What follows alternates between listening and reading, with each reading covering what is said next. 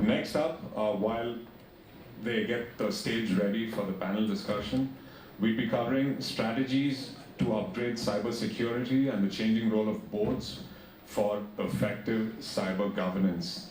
Now, this session will be moderated by Iain Hart from the Australian Institute of Company Directors, where he heads technology risk, compliance, and is responsible for information security.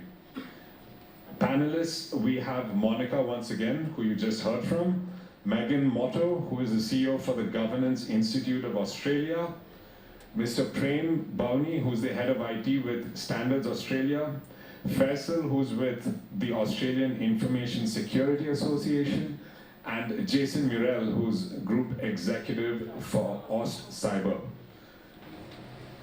I'm going to try and fill a gap while everyone gets mic'd up. Great start to the day. Great to hear from Hamish, who has obviously a unique perspective in his role with critical infrastructure, and obviously with the Critical Infrastructure Act landing earlier this year, very topical and top of mind for all of us. Thank you. Fantastic opening also regarding the just some really good theory around boards and how they operate and some of the fears that they have and the disconnect that exists between boards and management. So thank you, Monica, for that. Also, props for using a Latin quote. I think that was excellent. My favourite Latin quote is "Semper ubi sub ubi," which translates into "always wear underwear." So you can impress your friends at parties with that. It's probably a little bit easier to remember than the one we saw on stage.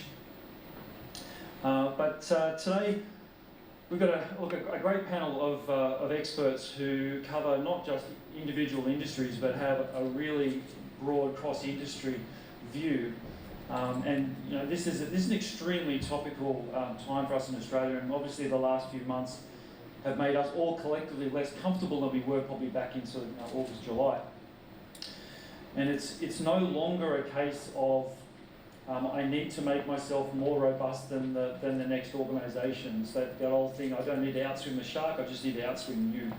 It's no longer that paradigm. We're all being targeted every day. I'm constantly getting input from my security team about just how many attempts on our network are attempted every day. Some of them, you know, by quite sophisticated actors, and others by sort of ransomware as a service style, robots and things like that. But it really does highlight the need and the urgency that we as organisations need to be addressing. And it's not an individual pursuit. It's not a management question. It's not a security team question. Everybody in the organisation has a role to protect their organisation, not just from the grassroots level, but right up to your excos and indeed your boards. And I thought it was fantastic for Monica, and we talked about it a little bit during the week as we were having some discussions to carefully prepare our spontaneous responses to these questions, to understand the disconnects which are going on today, because we're still evolving as organisations. We're still coming to grips with not just how do we take care of cybersecurity and how do we take care of organisations and maintain the privacy of the information assets that we hold on behalf of our customers, members, stakeholders, shareholders, whatever they are, but also how do we collectively work together to make that happen? Because it's not an individual pursuit, it really is a team sport. And that involves both our directors as an independent body of the board, our management, and right through our organisation.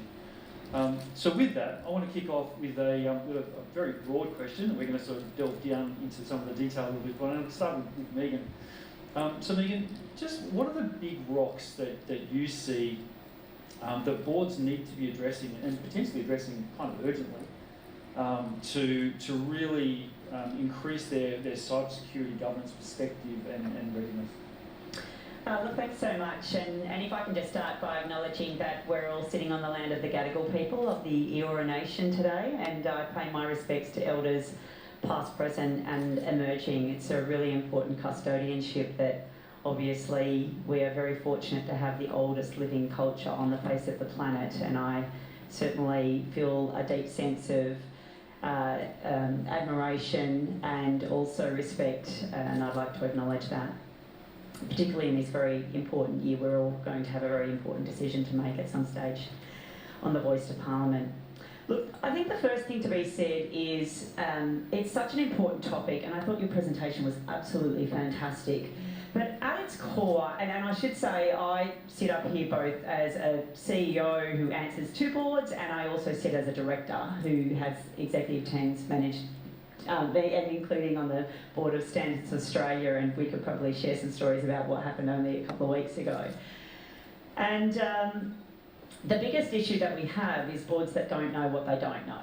And so it's great to say that, you know, here's your responsibilities and the principles that the AICD has just released. That's great, but they're almost for boards that already have it on the agenda and want to know how to go further.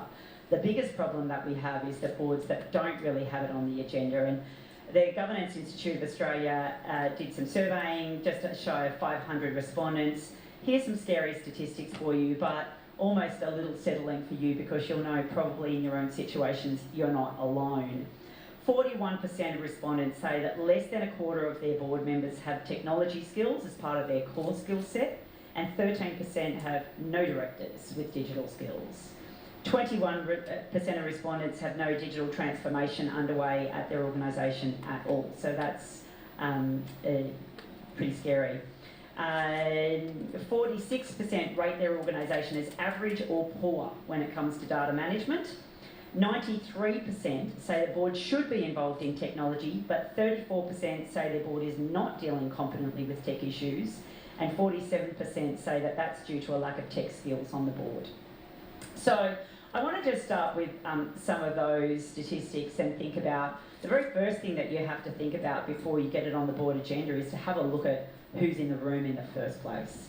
And so boards should really be deeply questioning their own skill set around the table. Just as the Centro case years ago legitimately questioned the responsibility of all directors to have a minimum base level of financial literacy, these sorts of breaches that we've seen over the last month should be having boards ask the same question in terms of the basic skill of digital literacy.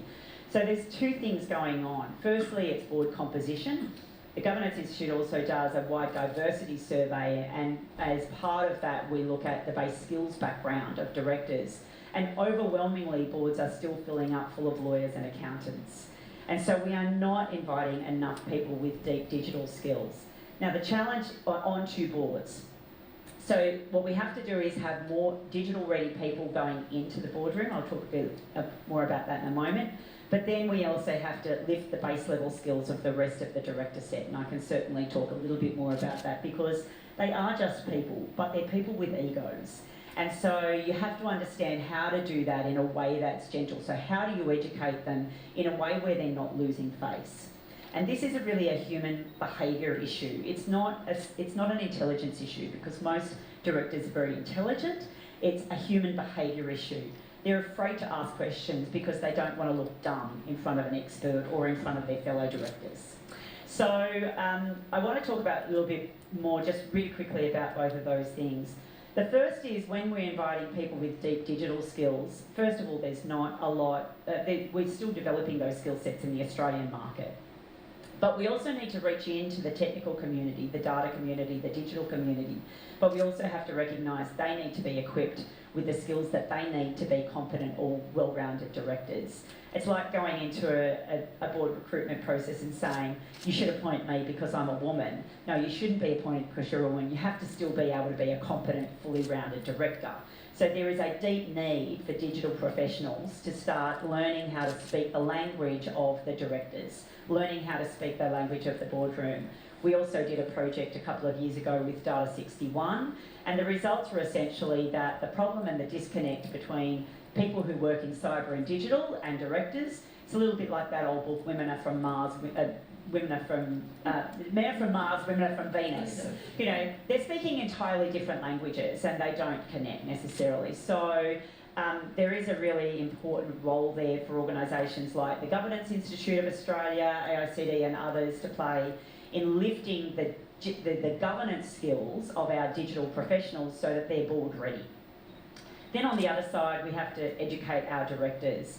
And one of the things that I'd encourage is to drip feed information so that it's not scary and it's not damaging to ego. I often say, you know, unfortunately, a lot of human behaviour is driven by The base needs are fear, greed and ego.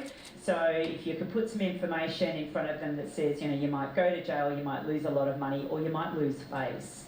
And so to help prevent those things and mitigate against it, I think one of the things you can do is in the resources centre that you're drip feeding the board, things like glossaries of the terminology that you're using, where you're breaking down, you're creating a safe environment for them to go and learn the basics so that they're more equipped when you're presenting with board reports in the boardroom.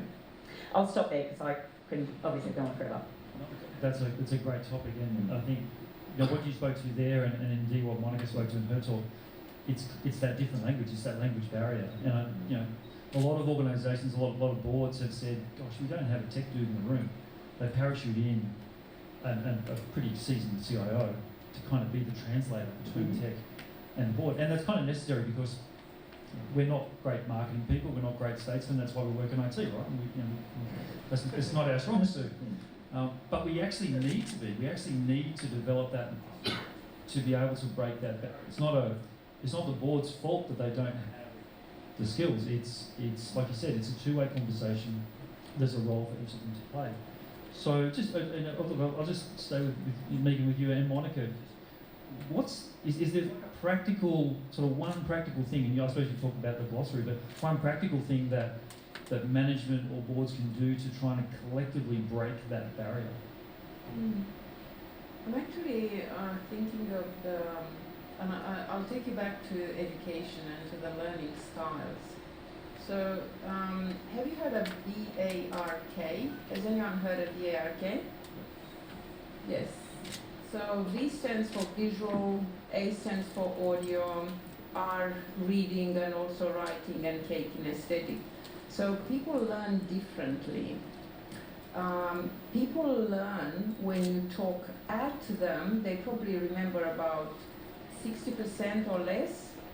When you engage them in a conversation, 80%, when they research, probably 90%, and when they teach someone else, 95%. So I want to ask you something else. Is anybody in this room a medical practitioner? No. But if you have a problem and you have to go to the hospital, are you going to Papa Google and ask the question? I think so. So you're not medical practitioners, but you can go and inform yourself. You can try to go and research. So I think you can help the directors do the same thing, just like Iain was saying. It's terminology. So if you throw at the boards a Latin word, ask them, can you please check, on Google, go and search, what does that mean? Where did, in what context does it come? So I think that's a sort of way to break the barrier and to start the conversation. If you chew the food for them and give it already chewed, they won't remember it, they'll forget it.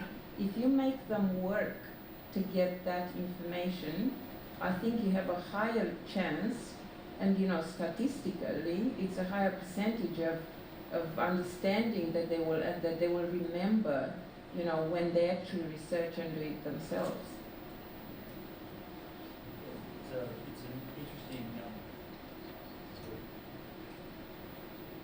It's an interesting. No, it doesn't make sense. Right. You think it was? I'll just stand up here. It's an interesting point. I was actually hosting or speaking at lunch earlier this week, and we were talking to one of the guys. He's the CIO. He's their translator, and one of the practical steps that they do is they actually give him the board papers to say, here, can you review this and tell me what you think? And his feedback to them was too much jargon. So they're not going to get this. He's going to get it, and he can understand what they're saying. But he said, look, you've got to translate this for 12 people in the room, and 11 of them aren't going to understand this. And so if you've got someone who can be your kind of translator, go to them and seek their feedback, because they will have spent more time, probably, with the other directors than you have. They've spent time collectively. You may get 5 to 10 minutes every quarter to present to them. these guys spend a lot of time, and these guys and girls spend a lot of time together, and do understand, you know, that not only just, you know, what they're dealing with, but also where each of them has come from in their journey. And, you know, as you pointed out, a lot of them are lawyers, they're accountants, they've got really great grounding in finance, they might have some great grounding in strategy, maybe some great grounding in risk management, they may not have great grounding in technology. So with that, I just thought one of the things that it sort of highlighted to me when Monica was talking, and again, having lots of conversations this week at other forums, we seem to not operate in a vacuum, but we're not far from it. And I think the whole Optus Medicare thing is going to act as a catalyst, as we've sort of seen some of the privacy legislation changing. We're probably going to get some GDPR language coming into our environment fairly soon. Just keen to hear from Prem. I'd like to understand, like, we don't seem to have a strong set of regulatory kind of standards. And I know from the Standards Institute, you're trying to create more of a unified view of what good looks like and how we can kind of change that dial. Just interested in your perspective, so what the Standards Institute's working on. Yeah. So maybe a quick introduction to standards first. So we're a not-for-profit, non-government organization. That's the peak body for developing and, you know, advancing, distributing standards in Australia. We also represent ISO and IEC needs in this region as well. There's a lot of work that's happening in this area, as you would expect, especially around data and digital standards. We engage very actively with government, with industry, with experts, whether local or international, and we aim to give a seat on the international table for all our local experts over here as well. I think the most popular standards that everyone would be across is the ISO 27001, 27002 standards, but it's not just about those standards. There are hundreds of standards that are relevant to different organizations and different use cases as well. With the 27001 and 2, there were new additions to those standards this year, but there's been advancements in many other standards around data management, data quality, data integration. There's a standard around implementing a privacy information management system that maybe is not as well known to organizations, that help you comply with the Privacy Act, and help you work on the global stage as well with international privacy regulations. Many of these standards today, they're not legislated, and we work across a range of sectors. So building construction, you have a lot of regulated standards in those kind of sectors. But in the cyber space, there's very less regulation from that perspective, and we're working with different members of industry, government to make a change in that space. And as you said, that the Privacy Act today as well is quite basic, the one that we have in Australia, and that will change at some point, and we are happy to support the government on that journey as well. It's interesting with cyber. I was reflecting on this with cyber being an element of risk, and someone who's extremely handsome is going to give a talk on this later this afternoon. Name escapes me. But with cyber, it's moved so quickly, and with standards, there's a lead time to develop a standard, to get a standard. Take the Infrastructure Act, right? So there's a pretty significant piece of regulatory change. Kind of 2018 gets floated, doesn't come into effect until 1st of April this year, and then lo and behold, 6 months later, the first two really big cyber incidents affect two industries captured under that act. Is that with other? My understanding is that with other industries and other kind of standards, you can build a standard and it kind of has more longevity. With cyber, it's so hard because it's changing so quickly. How do you kind of combat that? It's yes and no to an extent. Like you've got very stable and rich standards such as ISO 27001 and 2, and I would argue that a lot of organizations are not even conforming to those basics today. So you can think about advancements and what's changing in our environment and how do we update those standards, but are you even conforming today? It's not, I'm not necessarily saying that ISO 27001 and 2 is right for every organization, not at all, in fact. And just mostly. Yeah. There are excellent frameworks that are out there in ASC, CSC, Essential 8, there's the NIST cybersecurity framework, excellent frameworks that we use internally as well. So there's lots of resources out there for an organization to work on and develop their cyber maturity. From the perspective of bringing down the lead time of developing standards, that's a key focus area for us, not just in cyber, but in other spaces as well. I mean, we're working in blockchain, we're working in AI, there's conversations around ethical AI standards, so there's a lot that's going on and we're trying to bring that lead time down. Yeah, if I can just, I'm also obviously very involved with Standards Australia, and there's two types of standards that Standards Australia produces. There's technical standards which go into the specification of the wiring rules or whatever it might be. And then there's those principle-based standards, like, for example, the risk management standard. And what that really presents is a governance framework for decision-making. And that governance framework can exist irrespective of the technology marching on, because it does so incredibly quickly. But the decision-making framework that those standards present is a really great framework to implement, so that you're asking the right questions and implementing the right strategies along the way for that decision making. Even though it might be that, whether it's under the Essential 8 or the NIST framework or whatever it might be, but the decisions that you're making, the consultation programs, so they're really, and governance at its core is just a framework. They're helping organisations make great decisions. That's essentially all it is. And that's what those standards do, is they help organisations to think about all the different components that they should be thinking about when they're going through a decision-making process. You're still going to have to write your specific risk matrix. You're still going to have to write your specific cyber strategy. But the thinking around how you do that, that's what the standard helps you to do. And so I would say that actually some of those standards are a foundational piece and a real bedrock for decision-making. And for some of those, so implementing some of those standards, and this is a question for all of you, some of these will require some investment, and some of them might require a capacity uplift to actually operationalise these, because you can, yes, these are the principles, but this means operationally we need to double down on some of this stuff. We need to build teams to manage this sort of stuff on an ongoing basis. You don't. So ISO 27001, which I've just gone through the character building exercise of implementing, it's not just a point in time thing. It's a gift that keeps on giving. Every year you're going back to it, and so you set it up as a not just a capability that you go, yep, now got it, but you have to keep watering it and feeding it. And so how do you sell that to your board and sell that in a way that they can understand and say, yes, I can see the value in that. We should invest in that, as opposed to sort of the example Monica gave, where they sit there and they just go, it's one director against 11.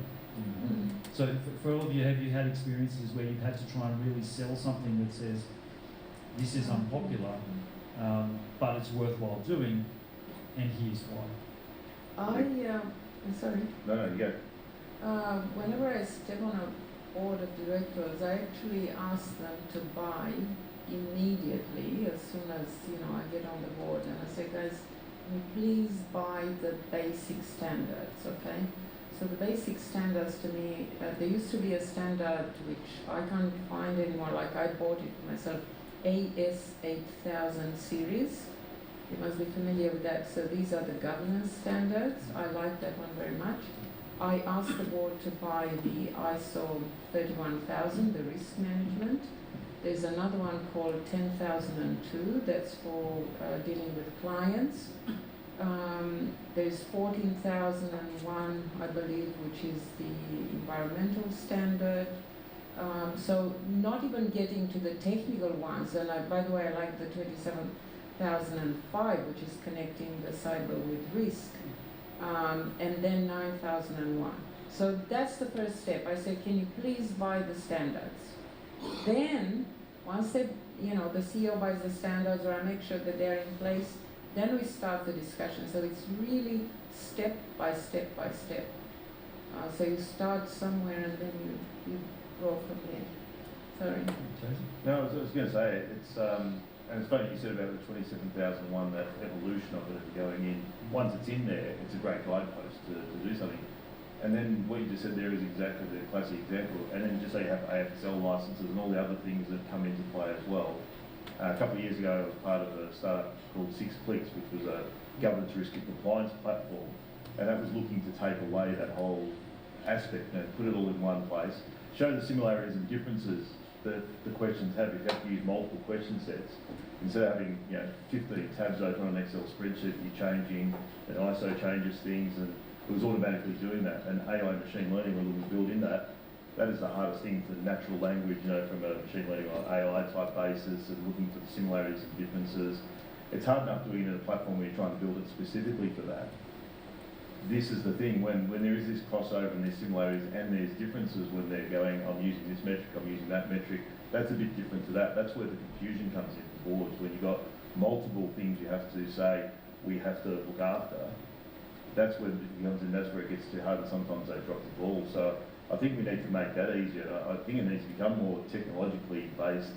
And I'm not saying 6Clicks is the doing, there's other solutions out there, but we need to make it easier to put something in a single pane of glass that they can actually see on a single screen, something that they can actually say, and flagging, here's a change. ISO changes, how does that change the system? We've got green flags here, now it's become orange and red, so we need to go back and revisit that because of the new changes coming in. We need systems to make it better, because I know so many businesses and boards are still running serious Excel spreadsheets which are getting handed around, changed, sent back. Did you save changes? I don't know. Did you make that change? And it gets lost down the track somewhere. So this is where it becomes problematic with all these different things. So in theory it sounds good, and I know we need to do something. In some businesses it's better if they just pick one metric or one way of doing something as a core thing. And sometimes just to say some things just have to fall outside of it. You can't be perfect. That's the other thing. There's no perfection in this. And cyber's changing so quickly. There's no single metric or no single way you can actually make that solution happen. So. Can everyone hear me? Is it my working? So I led cyber for an energy company, and we were going through a whole bunch of different changes. And part of what we were going through was changes that we were required to do, as with the agreement with the then energy minister. And the conversation that I had to have was, well, these are all the projects that we need to do, and implementing ISO 27001 and getting certified was a part of all of that conversation. And the constant pushback that I kept on getting was, well, can we just do it and tick the box, right? It's not something that's set and forget. You know what I mean? Like, you don't just build a garden and it's going to stay pretty for eternity, right? There's a lot of work around it, and you have the information security management system and everything else that goes around it. So what I was then tasked with was, what does the next 3 years look like in terms of cost, head count, the effort required, and how it all then aligns with the government's requirements. And then there was also AEMO as well, which had the energy sector cybersecurity frameworks, so the AES, CSF. So there was a lot of work that had to go into the background for the board to get that level of understanding on how it all then tied in. And we had to get it done, because if by X date we didn't do it, we had fines, or the worst case was you could use your license.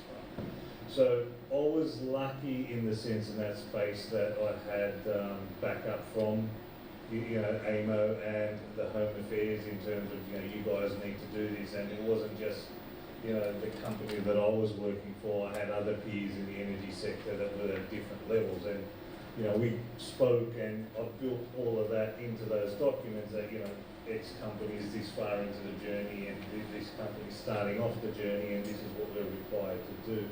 So there was a lot of data that I was required to give on a constant basis.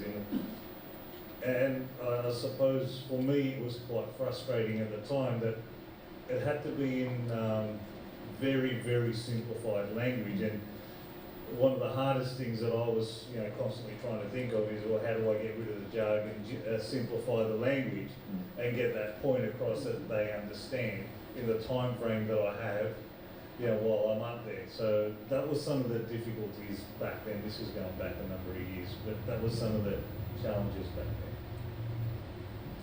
then. There's one aspect that I just wanted to bring in the discussion. I know you might say, look, it doesn't matter, but many boards, and in particular the not-for-profit boards, do not pay their directors.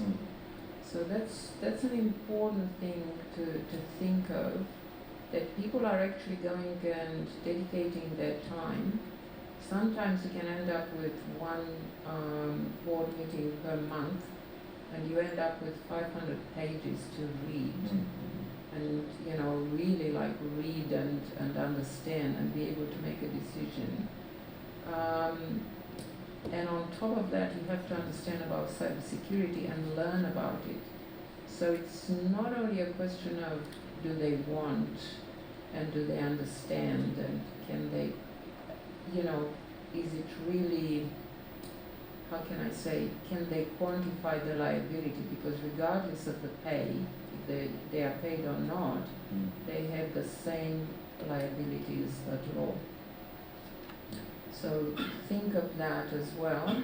And this is probably one of the things that, I don't know, I mean, Iain and Megan, you're here, and you may consider probably in your, in your future policies that a role of a director should actually be treated as the role of a director and should be remunerated, regardless of the board that they step on.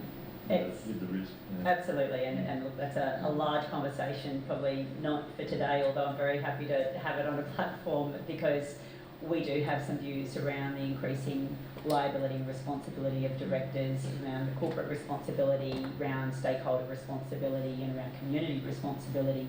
Entirely agree with you, but hand in hand with that goes a story around overboarding, and so there's a real conversation to be had around the increasing liability and responsibility of directors, and how many boards are too many in terms of getting across those sorts of papers, particularly given that a lot of boards have a very similar meeting cadence. So there'll be 2 weeks every, 5 times a year where you sometimes got that. I had 2 board meetings last week, and I had over 1,000 pages of reading between 2 board meetings, and then I've got to get my own out today. So yeah, big conversation. It really is a challenge. We talked about if you're presenting to a board, generally boards will get something about 20 papers, and that's a lot of reading for them to do. But when you walk into the room, if you're presenting a paper, you're not presenting 5 key messages or 7 key, because if you've got 20 papers, even if you're presenting 3 key messages, that's 60 key messages the director's got to walk out with, which is a lot for anybody. I mean, I can barely remember last Tuesday. To try and get 60 things straight in my head, remember the conversation, remember the nuances in it, trying to understand potentially concepts that it's not particularly in my area of expertise. It's a hill to climb. Yeah. And I think one of the hard things with, I was going to sort of seek sort of Jason and Faizal's input on this.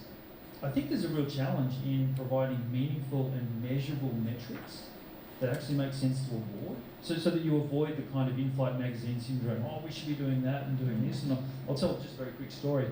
I used to work for a large bank, won't mention which, but they set up this amazing secure operations centre. And this thing was like a Starship Enterprise. It had every conceivable threat hunting metric, known to man on screens, and rolled the board in. They loved it. It was fantastic. The same organisation could not get above 60% on their server patching in any given month. And 60% meant that they were no more than 30 days behind. So 40% were 60 or 90 days behind patching. That was where they were coming unstuck. They would have multiple instances every month of staff members accidentally sending information to other people outside the organisation because they had autocomplete on their email. And so instead of sending it to Bob in accounting, they sent it to Bob, their next door neighbour, because that was the last Bob they sent an email to. Little things like that which trip them up. It's really unsexy to sell that to a board, but that's where it's going to get you into trouble, and that's where your liability is going to come from. It's going to be it's the mosquito that's going to kill you. It's not the shark. So just think of yourself. So how what are the things? And Faizal, you've got a really interesting perspective because you're on a couple of advisory boards for ISA and also with Carinium Global. what do you sort of see, what's sort of meaningful to you in terms of metrics, and where have you sort of seen that dial change as the conversation kind of evolves? If you look at sort of security and how it's evolved, and then if you look at boards, how it's evolved, you have board members that sit on multiple boards, right? And a lot of them have come from different types of conversations around cybersecurity. So their knowledge around cybersecurity is, I'd say, a little bit scattered in terms of some might have had conversations around different tool sets or uplifting or the GRC side. But one of the things that I see is quite missing in the conversations are the people and process side, right? And why I say that, I led cyber for a large bank in the Asia Pacific region. And when I stood up to present to the board, they were really focused on some very specific metrics, right? And these were the data that you pulled out of certain cybersecurity tools.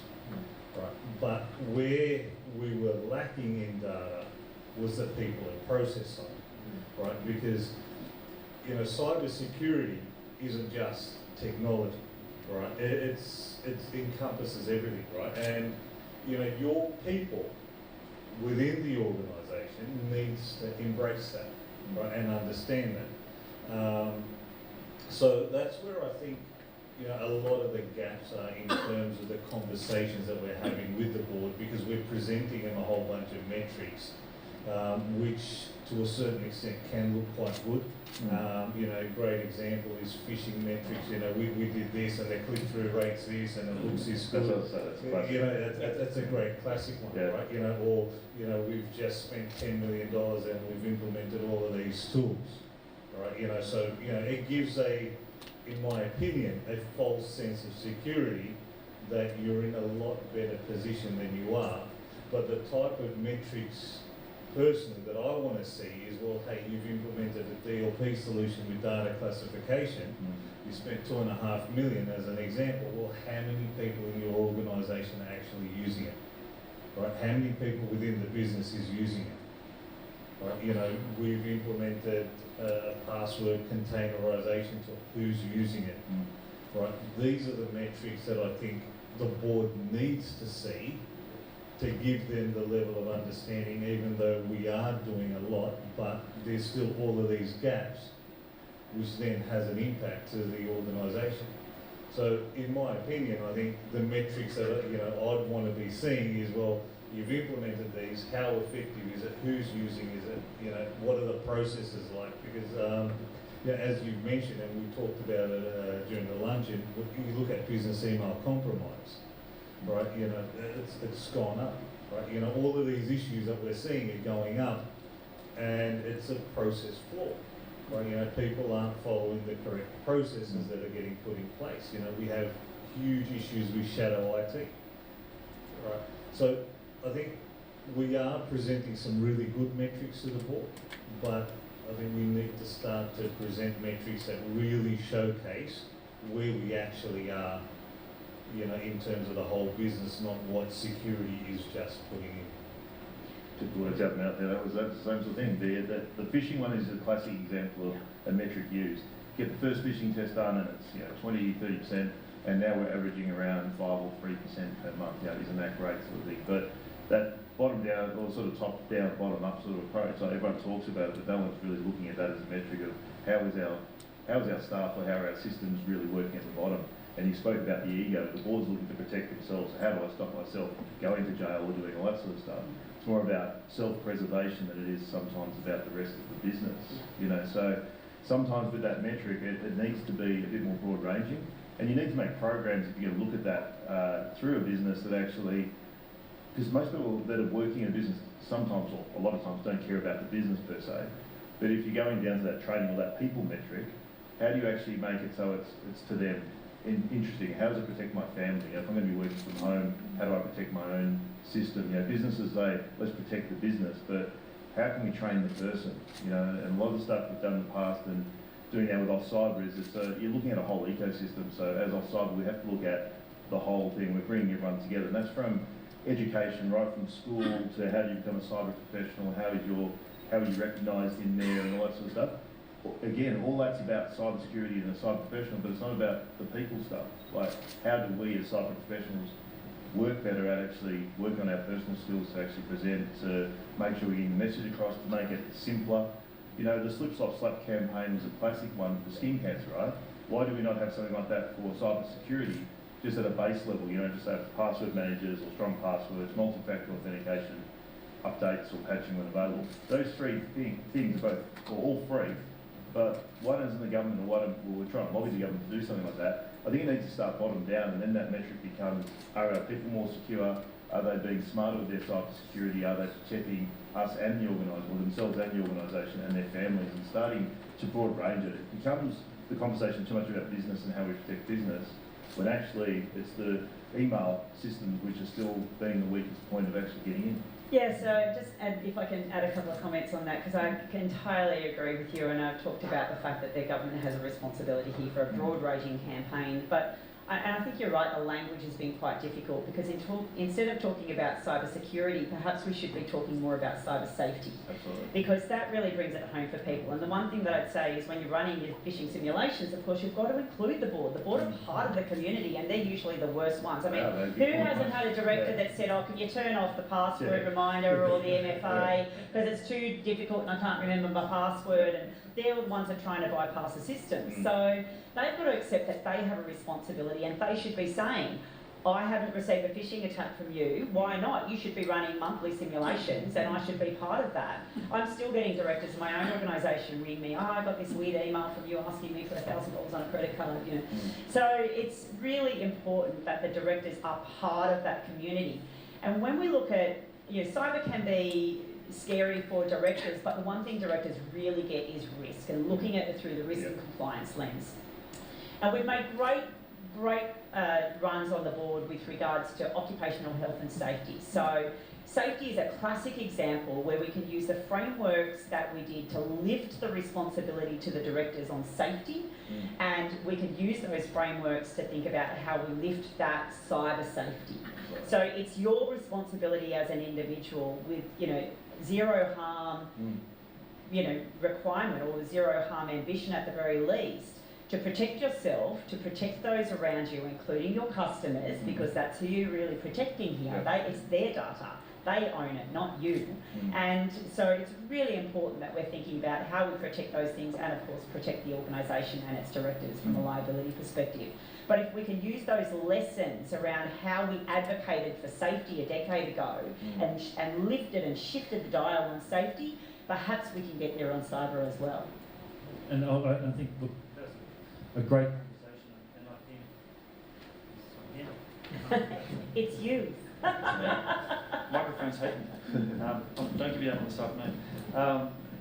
So I think one of the things that's interesting, and again we talked about it earlier in the week, was if you look at just taking phishing like metrics, right? So 5%. Let's get under 5% is good for us. Get over 70% for report rate. That's being as good. But the board still needs to understand that if you extrapolate that out, if you're a 50,000 seat organisation, 2,500 people just put your organisation at risk. You know, that's the real like commentary that needs to go along with that. So the board really understands, well, okay, so 5% might be good, but actually it's still pretty bad. It only takes one person. It only takes one person, and 2,500 just like put you at risk. Yeah. So it's all that. But back to, you know, what Monica sort of talked. There's the defence in depth, all those different things that protect you. It's not just one thing. And I think it's, you know, it's one thing that we spend a lot of time on in organisations, and we should rightly do this. We spend a lot of time talking about protection, and you know, in the last 40 minutes we've talked about protection. But we all know it's when, not if. And so, you know, keen to understand, and open question for all of you, you know, what are you proactively doing to get ready for a response in the event that, gosh, we are where we are, we've just had an attack, a successful attack, and now we've got to respond? I would like to answer something in relation to the previous discussion. On any board agenda, there is a point called other business. So I think it's perhaps a good idea to bring there some sort of like environmental scan, what happened elsewhere, who got fined, who got hacked, because Australia is small, but if you look at Europe, if you look at US, you know, you've got plenty of examples. In terms of how do you prepare the board, there was, Megan suggested about the education for directors. Do you actually realize that many of them do not have basic IT skills? One of my directors recently said she doesn't remember the Facebook password and she doesn't know how to change it. So think of helping them running some sessions, you know, where you actually help them and show them how to do these things. In terms of how to get prepared... Can I just mention, it's a great idea to invite them to the staff training, because you do so under the guise of not, we kind of know that you don't know this stuff and we want to train you because we think you're a bit simple.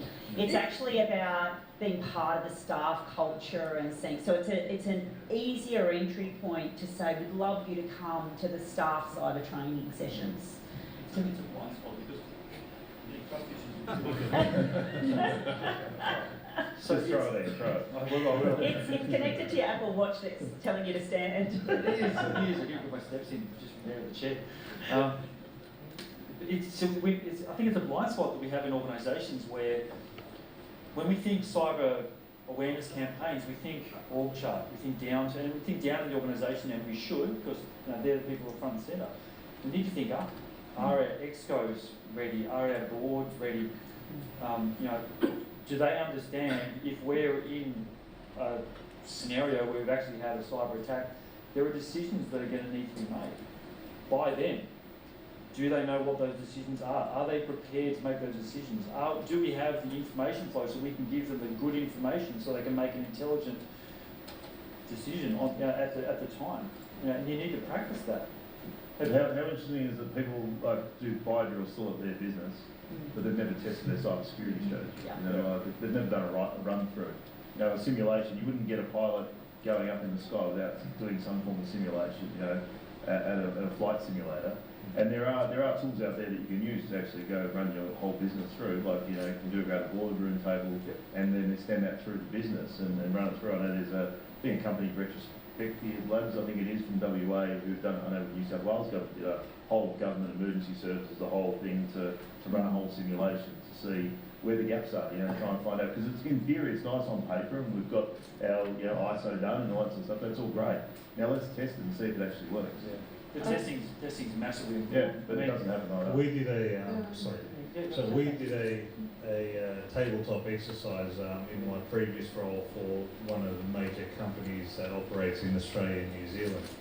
And it was for the CEO and his direct reports, and he had invited 2 board members. And when we went through the whole process, and we based it on a ransomware, and some of the questions we were asking, and a lot of the comments we were getting, we got this in place and we had this in place.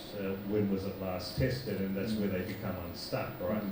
So you have a lot of documents there, but when was it updated, tested, really put through its paces? And during the lunch break, I had one of the board members, and we were just having a chat, and she turned around and said to me, I really thought we were in a better position, right? I really didn't realise all the stuff that goes on, in a company when you're dealing with a cyber attack.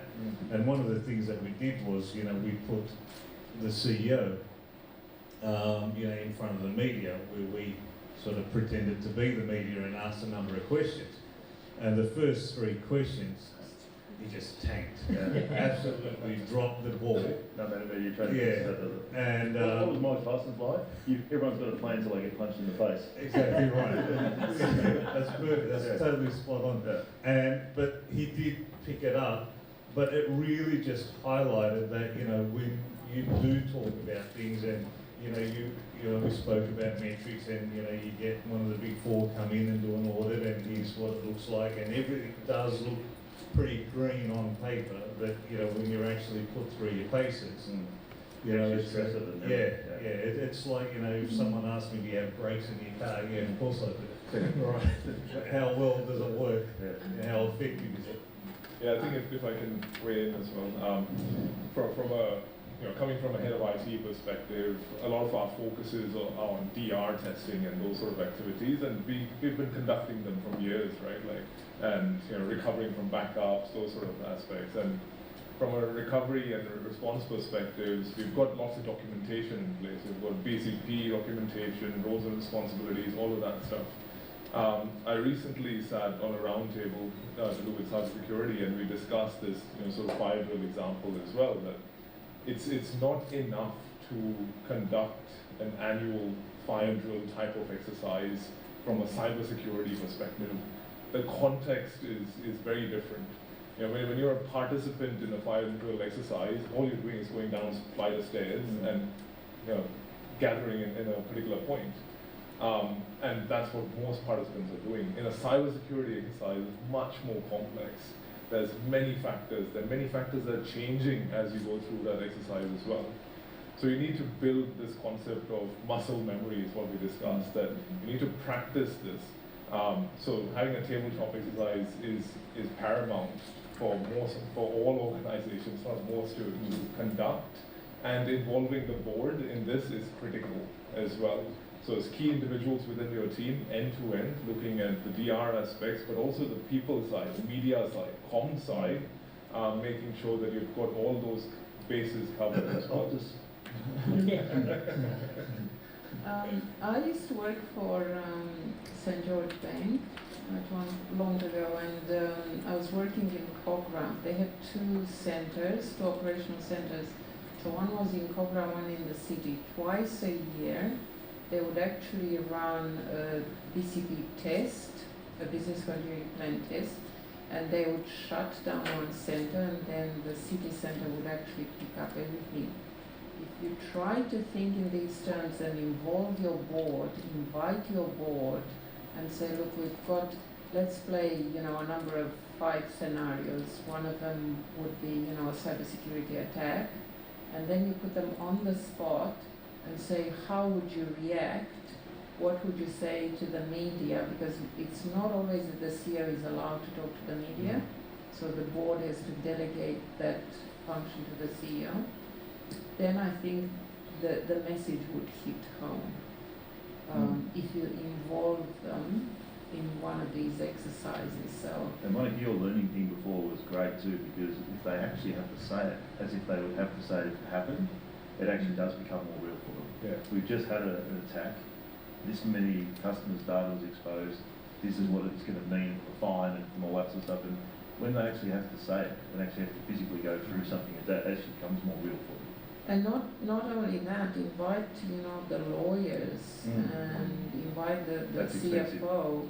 I know it's expensive, but they should actually invite a lawyer and invite the CFO to actually see what's going to happen, how much it's going to cost them. Because, as I said, think of anything, that happened in the past and how much they had to pay to clean up and repair everything. Just, as I said, think of Red Cross. When we did the tabletop exercise, and the thing that was most valuable for us was we had an external party do it for us. This was actually professional negotiators, the law firm that did it. And what became really what really came home to us was that they have profiles on cyber criminal organisations, so they can tell you when you get the ransomware demand, okay, you know who you're dealing with now. They can tell you what's the likelihood that the decryption key is actually going to work. What's the likelihood that they're going to try and extort you for money again, for some more money? What's the likelihood that you'll pay them the money and you'll get nothing back for it? So it's kind of like, how honourable are these criminals?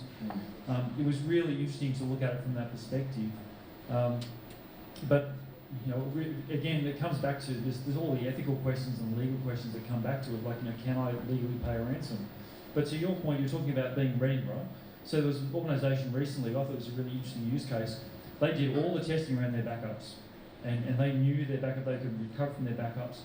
When they actually had a cyber incident, to get them back to the point of failure, so to do the recovery and get them right back up to present day, it was going to be so long and so costly and so time consuming to get to that, they paid the ransom. It was quick. Exactly. And I think that that's the thing. So when you're documenting something like this is our stance on ransomware, for example, it's a very different perspective as to exercising that. So when you're going through a simulation, tabletop exercise, and going through those kind of scenarios, and those scenarios being thrown at you, and you making decisions, answering such questions, it makes you think whether, am I sticking with this stance or am I not sticking, given the severity of the situation? And I'm not condoning it, I'm just putting it out there. But it's real, right? Yeah. Yeah, so look, absolutely. So 3 conversations your board should be having. The first is a conversation around ransomware, and it demonstrates a level of maturity, I think, for boards, because around a year ago, a number of boards were having a conversation, we need a ransomware policy, and very highbrow ethical position, we will not pay ransom everywhere, we will not fund terrorism. But that's a really simplistic decision, and risk management frameworks don't really work that way. So the more sophisticated conversation now is, what is the decision-making framework we will go through when we are hit with a ransomware attack? Optus paid, Medibank didn't. We've seen the results of that. So you have to really go through, because particularly for listed companies, but for any company, including not-for-profits, you have a responsibility to your shareholders, you have a responsibility to your customers, your stakeholders, your supply chains. So, how do you treat that responsibility carefully? So, have a conversation around ransomware is first and foremost, and play it out. Don't just have a 3-second ethical conversation. It's around, but what if? So present in the paper that you're going to do around ransomware, the what ifs. What if it takes 6 months to recover the data? What if it takes whatever, it's going to cripple your organisation financially? What if it's going to put you in the media with exposure for 6 months? So you have to have those conversations at a granular basis, first and foremost. The second conversation you have to have is, what's in your CEO's KPIs? Because a lot of this is about culture. We talked about, and all your senior executives, but your CEO is the major driver of culture in the organisation. We've just released our ethics index. The #1 driver of culture in an organisation of ethical behaviour is the CEO. And so you have to have a CEO that's on board, because if the CEO is not championing you as cyber professionals to enter the boardroom to have this right conversation, you're up against it. So you've got to have the KPIs built into the CEO's KPIs. If your CEO's not a champion for this, then you've absolutely got Buckley's of getting across the line, quite frankly. And then the third conversation that you have to be having is around not just the desktop exercise, but how to conduct that and how to test your plans. So once again, we did a piece of research work a couple of years ago on risk management of the future, and we found that not only do organisations not have business continuity or data recovery plans, but they weren't testing them as a crisis scenario. And so they have to be tested. Human behaviour is often the bit that falls down. You can document all the other bits, but you don't really know how a human's going to behave until you put them under the muscle test situation. You can't say, oh, I'm going to behave like this in advance, because people respond to stress in extraordinarily different ways. So you have to preempt it by running the tests, putting them in front of them, microphone in their face as they get out of the car, not even when they're in the room and had their hat on ready to prepare. Outside the car, microphone in the face. That's the type of thing you've got to have. Sorry, just on that. When we did an exercise one time, the first test that they failed was someone folded through the secure building. So it's like they just kept the door open. And then they got through the rest of the test like, we did it. It's like, no, that person that followed you in was actually inside your system while you were doing this exercise. They followed you through from the start. So everything else, they just saw your whole strategy just in one hit. So it's as easy as that, because out of human nature, I'll come in, with the whole shoulder surfing or any of that sort of stuff. So, and the weather test, I think that Monty said at the start, how's the weather been out there is a great question to ask at the start. So what else has happened? In Australia, very topical, obviously we've got some big incidents, but look overseas as well, because, Telstra started an advertising campaign that weekend after that Thursday, saying how secure they were, a bit cheeky, like, sort of dangle out like that. But, not just in telecommunications, I'm sure there's other industries that were very closely related going, wow, look what just happened to them, imagine if that happened to us. So I think how's the weather changed since we've done it and what else is going on is a great question to open up your board meetings as well. And I think you can actually use some of those incidents to your advantage. So one of the things that I just presented board just this week was out of the Optus and the Medicare, especially the Optus one, we actually conducted a test on our APIs to make sure that we weren't exposed to the same thing. So, because the first thing the question the board wanted to know was, well, are we exposed the same way that they were? Well, no, we're not, because we've gone through and we listed all the things we've done. Didn't speak to it in the meeting because it was in the paper and they could read it. But they understood that we weren't just sitting there going, "Oh, that was lucky, it wasn't us." That was close. We're actually going out and making sure that, okay, well, let's make sure we have got our house in order, and as it turned out, we did. But it's that ongoing thing, and like we sort of talked about with ISO 27001, it's not about ticking the box. With a ransomware exercise, so we did one October 21, and we're about to do our second one with our board chair, and we've now got some new CEOs who are involved here, obviously. But we had 18 improvement actions which came out of that first one, and the feedback to us from the law firm is you guys are actually pretty far down the track because you've actually got the cyber incident response plan. Most organisations actually don't even have one of those. So we've completed our 18 improvement actions. Now we're going to go back and do it again. Have we moved the dial? Are we better prepared? And then set the framework for the next one, which we'll do. And just it's that ongoing thing. Because board members will change. They do rotate in and out. Your chairs of your risk committee, your tech committee, your finance committee, your board chair may change, your CEO may change. You need to make sure that it's part of your DNA in doing that. The main thing that needs to change in Australia is we need to open the curtains up behind these attacks and actually find out what's happened. The knee-jerk reactions, we shut down the blinds, we sort of work behind the scenes and we don't share any of the learnings. To get better as a whole country and universally, I think we need to open the door on there. I think we need to run to help people, run toward them. Like, we have a CFA and we have floods, we have fires, and everyone, what a hero, they ran in and they helped as volunteers these businesses. We need to set up something similar to go, this instance happened, how can we go and assist that person, what lessons can we learn and share that more broadly? Because we're all sort of learning in the dark often, and these lessons, you learn more from your mistakes than you do from the successes, no matter what you do.